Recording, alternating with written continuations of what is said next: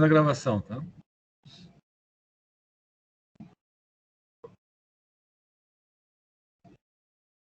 Muito bem.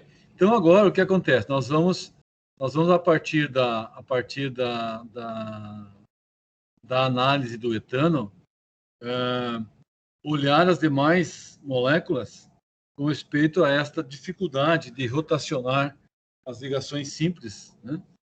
E quais são os arranjos que são obtidos a partir dessas rotações. Então, é evidente, nós vamos pegar aqui como exemplo o butano, tá?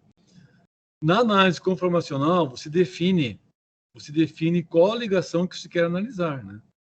Então, por exemplo, no ChemDraw, você desenha uma molécula e aí você abre o software de minimização e tem lá, num certo momento, tem um comando que ele pede o diedral simples. Então, o que significa isso? Você tem na estrutura química desenhada, ele aparece para você no ChemDraw, aí você marca, eu quero que o programa faça análise do carbono 1, carbono 2, carbono 3, carbono 4. Então, o que ele vai entender?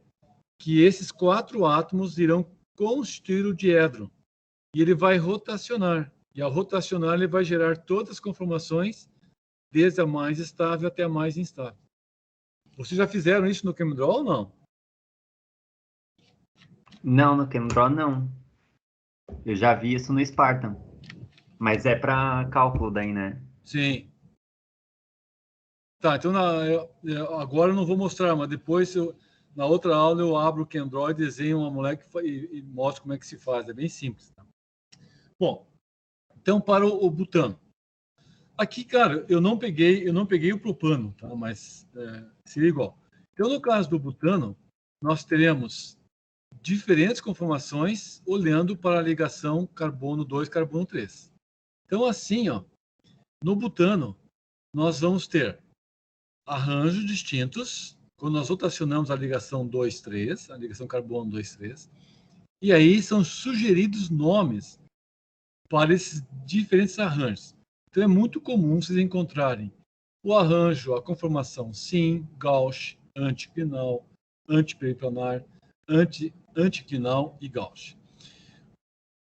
Qual é o significado desses termos, dessas expressões? Simplesmente é o valor do diedro relativo entre um grupo e outro. Então, aqui na direita tem o mapinha, né, que é sugerido pela IUPAC, que significa sinclinal, anticlinal, antiperiplanar e simperiplanar. Para nós, duas são bastante relevantes, que é a simperiplanar e a antiperiplanar. E aí, a antiperiplanar tem uma definição, né, que é um ângulo diedro máximo de 180 graus. Mas ele pode variar de menos 150 a mais 150. Observe que às vezes tem o menos e tem o mais. Isso apenas é o sentido do giro, à direita ou à esquerda. Tá? O simperiplanar, a máxima interação repulsiva é a 0 grau, mas ele pode ir até mais 30 ou até menos 30. E agora tem uma outra que é a chamada Gauss. O que é a Gauss? Né? É aquela situação na qual nós temos os dois grupos de referência, pode ser qualquer um, mas aqui no caso são as duas metidas, o ângulo diedro aqui é de 60 graus. Tá? Então, nessas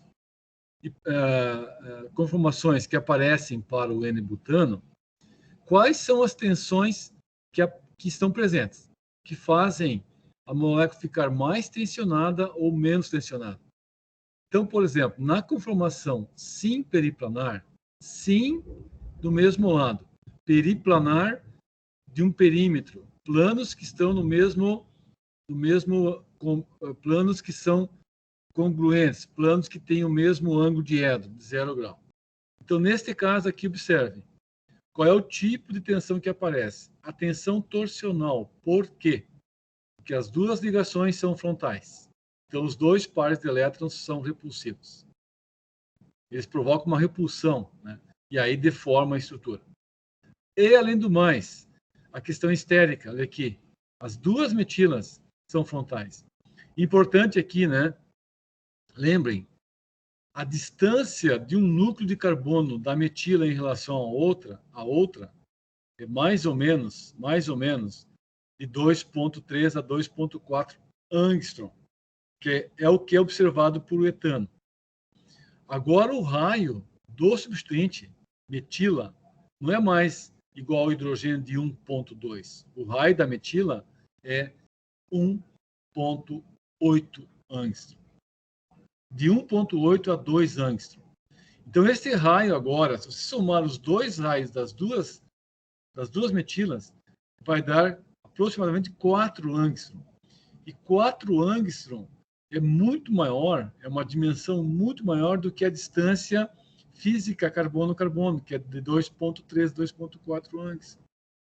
Então, observe que, fisicamente, você não tem como ajustar no espaço os dois grupos, os dois substituintes frontais. Então, este arranjo é o que mais deforma a estrutura como um todo. É o que mais contribui para a tensão total da molécula. E aí aparecem, então, as duas contribuições, a torsional e a estérica. Na Gauss, observe que na Gauss, agora as ligações são eclipsadas. Então, você perde, né, o componente torsional e resta apenas o estérico. Por quê? Porque as duas metilas aqui estão próximas. Então, tu tem uma repulsão dos volumes, uma Van der Waals bem clássica. Na anticlinal, agora a repulsão volta a aparecer, a torsional. Porém, é entre uma metila e um hidrogênio. E assim sucessivamente. Então, observe que a simperiplanar é a mais instável e a mais estável é a antiperiplanar. Por quê? Porque tem as ligações no modo estrelado. Cada ligação aqui orienta o orbital doador e aceptor apropriadamente. É a linguagem binária, que eu gosto muito de usar o termo, linguagem binária, a linguagem dos números, a linguagem da informação, né? Por que é a linguagem binária? Porque você está espacialmente colocando próximos, alinhados, né? O orbital cheio, que é o orbital doador de elétrons, é o HOMO, da ligação CH, com o orbital vazio, o sigma estrela, o LUMO da ligação CH. Então, a transferência de polarização ela é espontânea. Digamos assim, uma região doadora e uma aceptora. Então, as dispersões de London ou as interações eletrostáticas parciais, elas são intensas, né? Você enxerga assim, uma ligação levemente polar, carbono e hidrogênio. O hidrogênio é o polo positivo e o carbono é o polo negativo. Neste arranjo antiperiplanar, o hidrogênio, carga positiva, ou o delta mais do hidrogênio está vizinho, né, alinhado com a carga negativa do carbono, na linguagem da teoria da ligação de valência. Se você pegar a teoria do orbital molecular, tu teria aqui o alinhamento orbital antiligante, da ligação CH, alinhado com o orbital ligante da própria ligação, né? Isso estabiliza. Então, aqui você não tem nenhuma repulsão, nem estérica e nem torsional. Depois, claro, esta aqui, comparado com a primeira, é mais estável, mas tu tem uma repulsão. Então, isso significa dizer que, ao rotacionarmos a ligação C2 e C3, nós iremos criar diferentes níveis populacionais para a molécula do butano. Algumas serão mais populadas e outras menos populadas. Então, o perfil torsional para o butano é dado aqui. O nível, tu tem dois níveis, dois vales, né? O mais profundo é este aqui, do mais estável. O de menor profundidade agora é o segundo menos profundo, a conformação Gauss, e dois pontos que seriam a parte superior, né? Esta conformação e esta aqui, então, a forma simples e planar e a forma anticlinal. Aí, o que acontece para o butano? Na realidade, ele tem um equilíbrio conformacional entre 3 conformações apenas. Esta conformação aqui não é populada, né? Então, a diferença de energia total, né, ela é de aproximadamente aqui, se nós olharmos, né, tu tem 3,4 aqui até o sinclinal, e do sinclinal até a forma simples planar é 3,4, para 6 é 2,6. Né? 2,6. Então, o total da barreira, 6. Mas tem um componente aqui de 2,4 em que as moléculas do butano não vivenciam. Então, a distribuição das populações no butano, elas, essencialmente, do que elas são formadas? Da conformação antiperiplanar e da conformação Gauss. Vejam que as populações agora, elas contribuem para uma forma da molécula. A forma anti, ela é totalmente estendida, ela é toda zigue-zague, ela é completamente linear. Enquanto que a forma Gauss, ela já é um pouco dobrada, né? Então, na forma Gauss, aqui em cima, ó, ela tem uma dobra. Enquanto que na forma anti, é toda linear. Isso é importante? É. Aonde? Por exemplo, nas propriedades físicas, né? A forma define uma área. A área superficial define, por exemplo, ponto de fusão, ponto de ebulição, define viscosidade, define tensão superficial, define volatilidade, ponto de fulgor, e assim por diante. Tá? Bom, então, o que vamos fazer agora? Vamos avançar, passar para moléculas com heteroátomos. E aí, as coisas se modificam, começam a ficar mais interessantes. Por quê? Porque nós vamos decorar as moléculas com os heteroátomos e eles contribuem em muitos aspectos. Primeiro, eles diminuem ou alteram, né, as distâncias de ligação. Se isso acontece, então parece que se a distância encurta, os átomos se aproximam. Isso pode ter uma repulsão maior. Pode. Segundo fato, os heteroátomos introduzem, então, um novo conceito, que são as ligações polares. Então, tu tem um caráter polar maior agora. É o nitrogênio, é o oxigênio, é o cloro, e assim por diante. Bom, além do mais, nos heteroátomos, quando for o nitrogênio e o átomo de oxigênio, tu tem o que nós vamos usar com bastante precisão e muitas vezes, que é a famosa ligação de hidrogênio, né? Que é uma interação intermolecular muito forte, né? E aí, tanto tem a ligação polar NH ou a ligação polar OH. Isso também tem importância. Então, veja, quando se faz análise conformacional de moléculas, aqui comparativo, tá? Etano, etilamina e metanol. Por isso que a análise conformacional ela vai além de isômeros, porque aqui no butano tu tem tipicamente 4 isômeros: o sim, o Gauss, o anticlinal e o anti. Então esses 4 isômeros são interconversíveis. Então o arranjo deles não é absoluto. Eles podem se mudar, eles podem se modificar, dependendo das condições, né? Então, se você faz uma análise de RMN em baixíssimas temperaturas, provavelmente vai pegar apenas o isômero anti e muito pouco do Gauss. Mas se você aumentar a temperatura, aumentar a energia térmica, aumenta a energia cinética, as moléculas ficam mais agitadas, ficam mais energéticas, provavelmente essas conformações mais instáveis poderão ser acessadas. Agora, o que acontece aqui? Então, tu tem um conjunto de moléculas que não são isoméricas. O etano, a etilamina e o metanol, eles têm, na verdade, em comum apenas 2 átomos de análise, mas não são isômeros. E aí, surpreendentemente, a barreira rotacional do etano é 2,9, da metilamina é 2, e do metanol é 1. Então, observe que, apesar da distância de ligação diminuir, ela é menor para CO e ela é maior para CC, então, mesmo aproximando os átomos de carbono e oxigênio, a barreira diminui. E aí, por que diminui?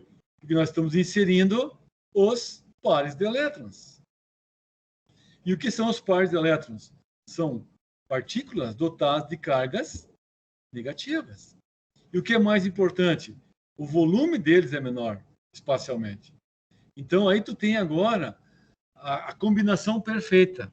A redução do volume, porque você está removendo o hidrogênio. Ó, o etano tem 6 hidrogênios. A metilamina tem 5. Metanol, 4. Então, à medida que isso vai trocando os hidrogênios por pares de elétrons, a forma sim periplanar que tem 6, os 6 hidrogênios todos eclipsados, quando troca por pares de elétrons, a forma eclipsada diminui. Aqui serão apenas 5 e aqui apenas 4. E aí o que é mais importante? Numa das formas eclipsadas aparece o par de elétrons com o hidrogênio. Qual é a carga do par de elétrons? Negativa. Qual é a carga do hidrogênio? Positivo. Então, o que é isso? Interação eletrostática favorável, atrativa. Então, pela lei de Coulomb, isso é interessante. Né? Mas, é claro, é importante assim, né? O par de elétrons eclipsado com hidrogênio é interessante em relação ao núcleo de hidrogênio. Mas, infelizmente, a ligação CH é formada por um par de elétrons. Então, tu tem um componente atrativo, que é o par de elétrons com o núcleo, mas repulsivo, que são os 2 pares de elétrons da ligação e do orbital N. Tá? Então, entendido isso? Por que cai a barreira rotacional? Por que é mais fácil? Porque você está substituindo um hidrogênio por um par de elétrons. Então, a repulsão na forma eclipsada diminui. E também tu tem uma contribuição agora mais interessante, que é exatamente aqui, ó. O par de elétrons, ele é o orbital, digamos, doador de elétrons. E ele está alinhado com a ligação CH no modo antiperiplanar. Então, lá do outro lado tem uma ligação CH que oferece um orbital antiligante sigma estrela. E esse orbital antiligante sigma estrela é usado, né, para receber a polarização que vem do átomo de hidrogênio. Tá bom? Posso seguir? Bom, isso tudo, né, se expressa, né, nesta lâmina aqui, que é o conceito, né, do efeito estereoeletrônico em outros sistemas. Então, isso que vocês já conhecem bem, apenas uma revisão bem simples, né? Então, o que é o efeito estereoeletrônico? É um efeito atrativo. Em que condição ele acontece? Num arranjo específico dos orbitais moleculares. Neste arranjo, os orbitais têm que estar alinhados. Neste arranjo, tu tem que ter a linguagem binária 0, 1 acontecendo. O que é o 0? Orbital vazio. O que é o 1? É orbital cheio. É buraco e não buraco, buraco e não buraco. Quando essa condição é satisfeita, o efeito estereoeletrônico se dá. De que maneira? Você vai analisar os orbitais sigma, π e o orbital não ligante N. O sigma tem que desmembrar sigma, sigma estrela, da mesma forma o π, π estrela. Então, num arranjo particular, observem aqui no meio, aqui no retângulo, um orbital doador, N, do X, alinhado no arranjo antiperiplanar, alinhado com a ligação CY. Então, o que é a ligação CY? Sigma, sigma estrela. O orbital sigma estrela está aqui, ó, né? Está nesta região aqui do carbono. Então, nós temos alinhado o orbital doador com o orbital aceptor. O que a TLV nos diz? Que nessa condição aqui o par de elétrons sobe, forma uma ligação dupla transitória com o carbono, e a ligação Y, carbono se desfaz.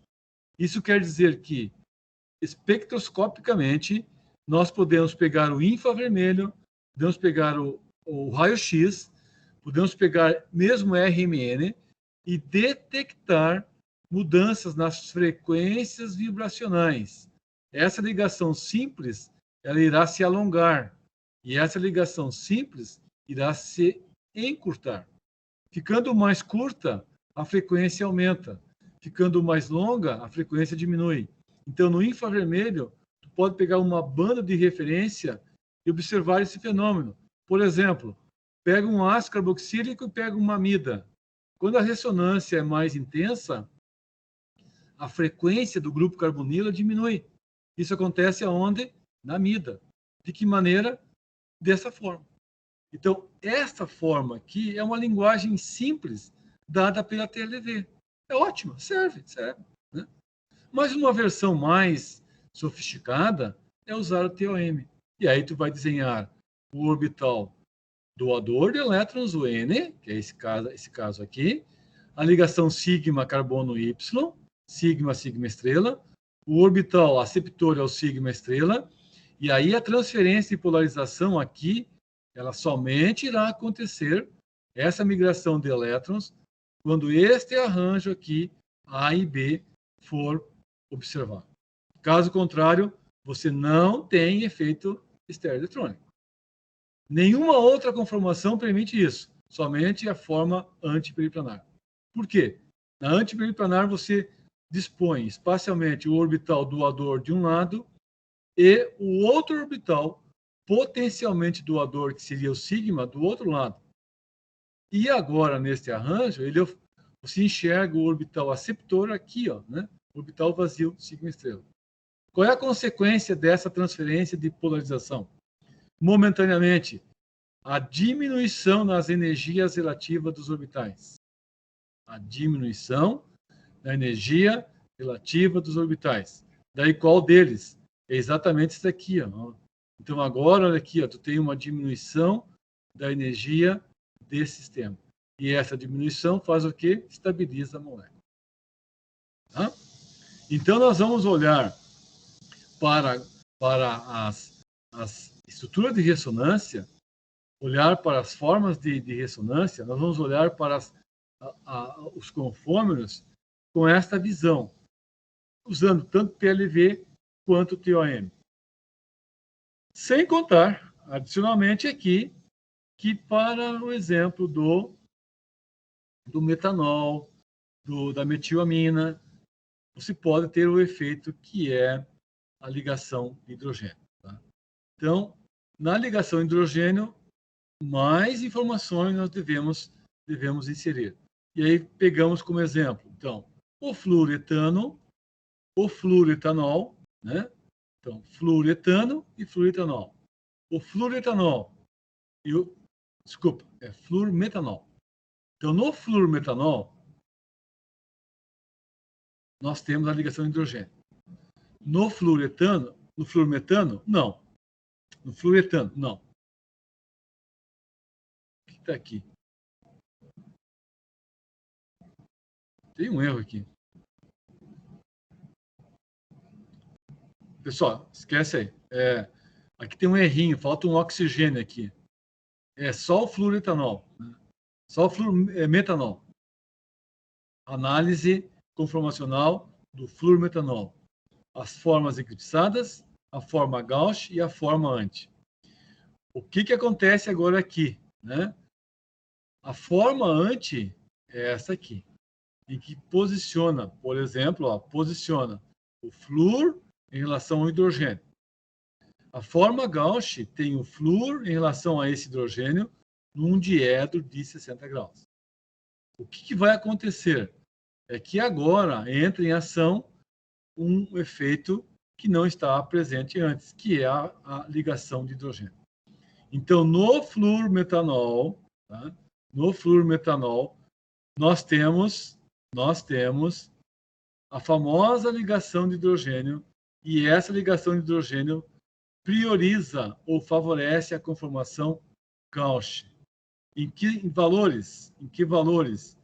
De 2,4, 4,8 é a forma Gauss. 2,4 é a forma anti. A diferença entre elas é o favorecimento da forma Gauss. Então, por que é assim? Porque tu tem uma interação atrativa de Coulomb entre o par de elétrons do oxigênio com o flúor. Ok, essa é uma possibilidade. Mas o grupo de oxila tem a ligação polar OH. Então, esse hidrogênio aqui é polarizado, delta mais. Esse flúor é polarizado, delta menos. Então, aqui tu tem a atração atrativa de Coulomb. E isso estabiliza ainda mais a forma eclipsada Gauss da forma eclipsada anti. Ok? Entendido?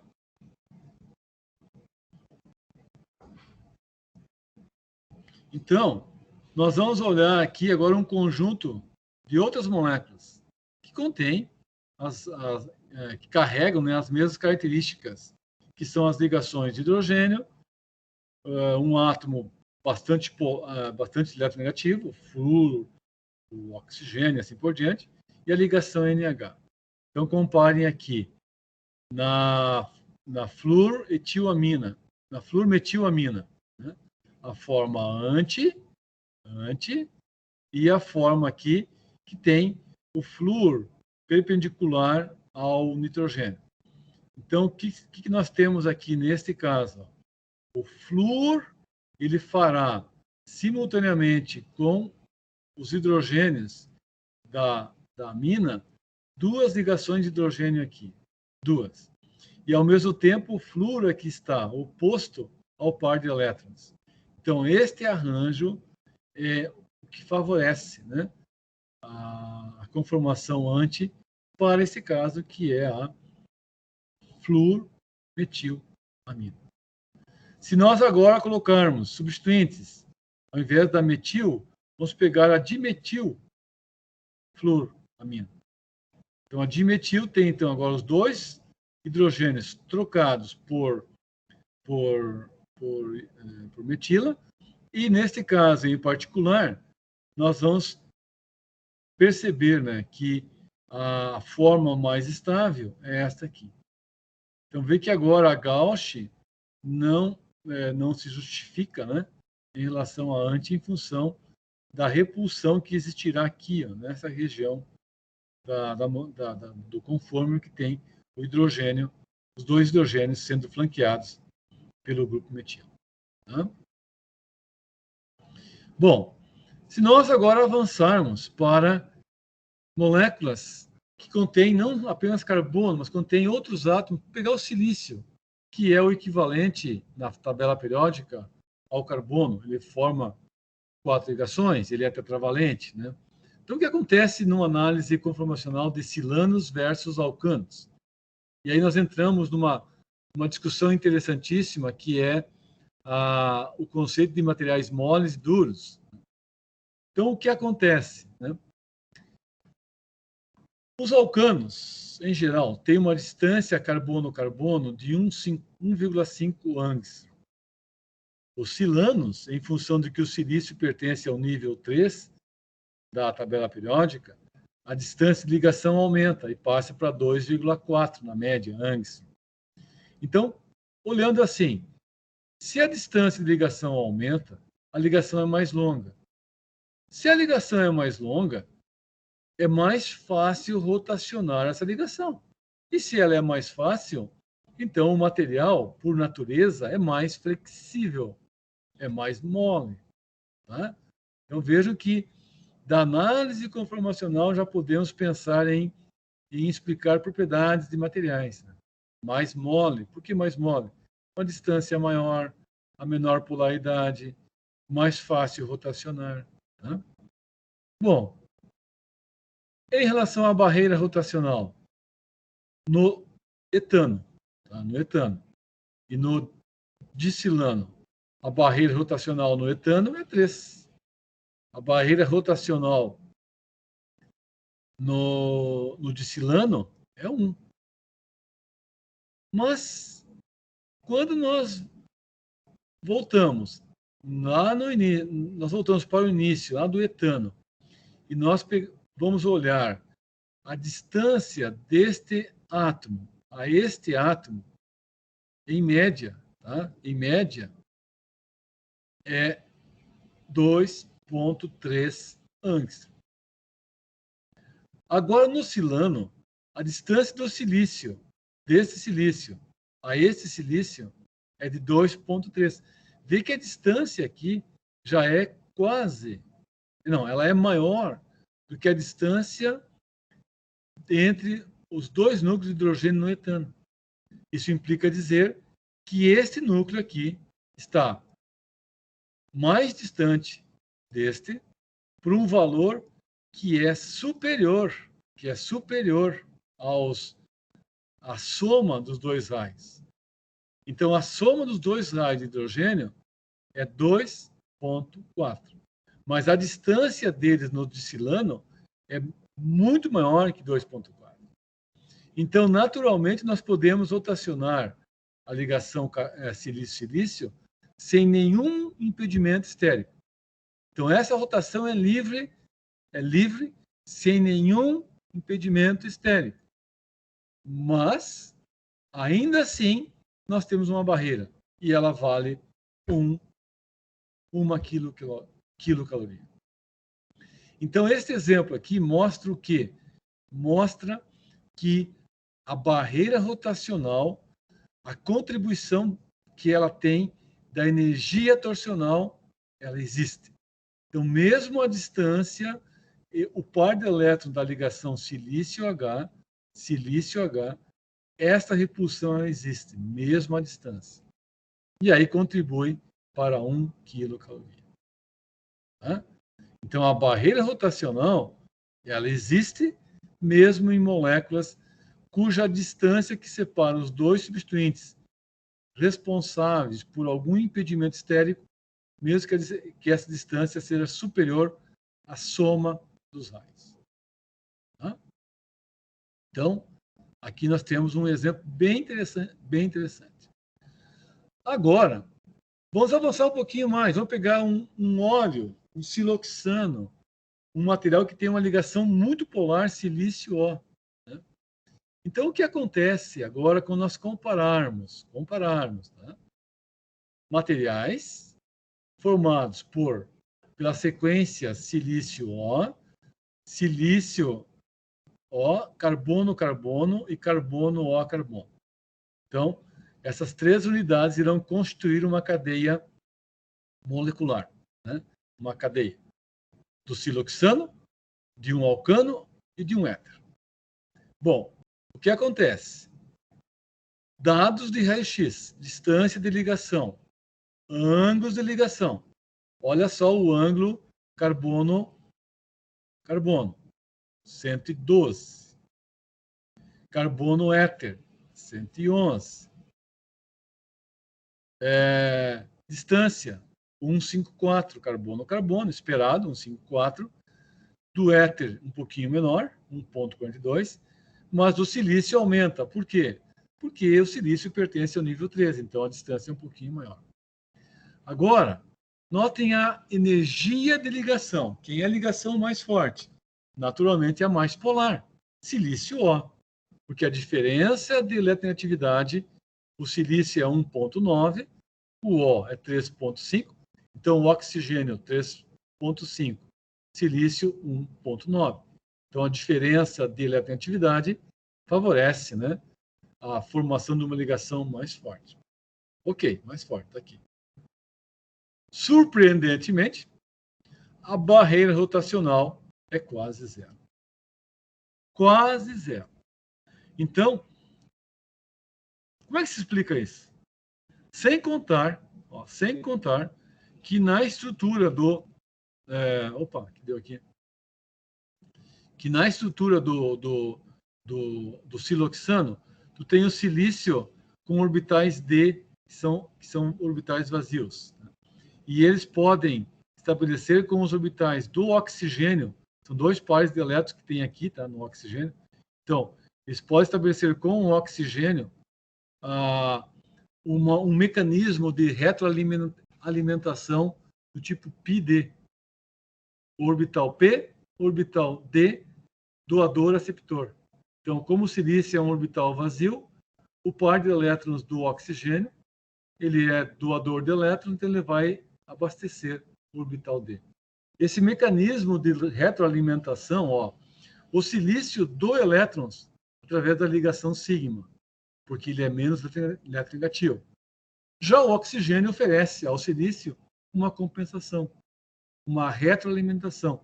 Então, essa ligação aqui, ela não tem um caráter exclusivo de simples. Ela pode ter um caráter de duplo. Tá? E é por essa razão, mas ela não forma uma dupla. Você não tem silício O duplo, não tem. Porque a diferença de energia entre o orbital D e o orbital N do oxigênio é muito grande. Tá? Mas, como que nós explicamos o valor baixo da barreira rotacional no polidimitilsiloxano? No carbono é 3,6 e no éter, aqui, 2,7. Então, observem aqui. Por que diminuiu a barreira rotacional de um éter para o alcano? Porque nós vimos, né, que a inserção, aqui está a resposta, a inserção de pares de elétrons, ela diminui as formas repulsivas, ela diminui a repulsão entre o núcleo, o átomo, a esfera de hidrogênio com o par de elétrons. Então, este mesmo efeito aparece aqui. Né? A substituição do carbono pelo oxigênio diminui as repulsões entre o par de elétrons do oxigênio com os átomos de hidrogênio do carbono. Mas no siloxano, você tem 2 pares de elétrons aqui e uma distância aqui de 1,53. Então, notem, você está aumentando a distância e, ao mesmo tempo, substituindo os átomos de carbono pelo átomo de oxigênio. E aí, esta substituição elimina 2 hidrogênios. Então, é muito fácil rotacionar a ligação silício-O aqui. E essa rotação facilita o processo de, por exemplo, de difusão desse material. Tá? Então, a baixíssima barreira rotacional está explícita, né, na presença dos 2 pares de elétrons do oxigênio. Ok, pessoal? Você poderia pensar assim, tá, mas e as 2 metilas aqui? Não se esqueçam, né? As 2 metilas não são vicinais. Elas estão numa distância 1,3. Então, deste ponto aqui, tá? Deste ponto aqui até este ponto, tu tem uma distância de 3 átomos. Então, o raio, a soma dos 2 raios, não é prejudicial. E agora, entre o oxigênio e o silício, no mesmo, sendo vicinais, então, os pares de elétrons do oxigênio, os 2 pares, compensam o incremento do volume da metila. E aí, nós vamos olhar para outros 3 materiais, comparativamente o polietileno, o politetrafluoretileno e o polidimetilsiloxano. São 3 materiais poliméricos, cujas barreiras rotacionais estão postas aqui. Incrementa para o tetrafluoretileno mais do que o polietileno. Mas o polidimetilsiloxano é muito baixo. Então, dos 3, qual é o material mais mole? É o polidimetilsiloxano. Qual é o mais duro? Politetrafluoretileno. E aí, fisicamente, o que eles são? Esse aqui é um óleo, enquanto que os dois primeiros, o polietileno e o politetrafluoretileno, são materiais poliméricos na temperatura ambiente formam plásticos. Disto aqui resulta uma propriedade interessantíssima, que é a TG. A TG é a temperatura de transição vítrea. É a temperatura que indica, né, que o material tem um baixo caráter cristalino, tem um grau amorfo muito grande. Então, a TG relaciona-se com uma transição de uma parte amorfa do material. E esta parte amorfa é, essencialmente, uma variação no volume. E essa variação no volume, o que irá fazer? Acarretar, né, uma pequena variação do ΔV. E a variação do volume está relacionado com movimentos rotacionais. Então, para o polidimetilsiloxano, é mais fácil rotacionar. E aí a TG diminui.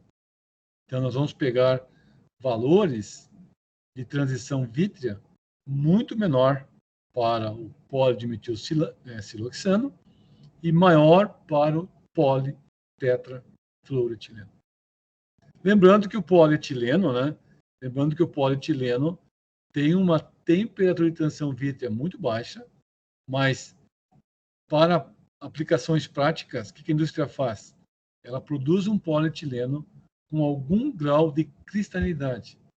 E aí essas regiões cristalinas no polietileno conferem a ele um caráter mais, entre aspas, mais sólido, né? Então se pode manusear o material na forma de um plástico na temperatura ambiente, né? Então, aqui nós vamos usar um conceito, né, nos materiais que tenham o oxigênio, que é a figurinha do coelho com orelhas.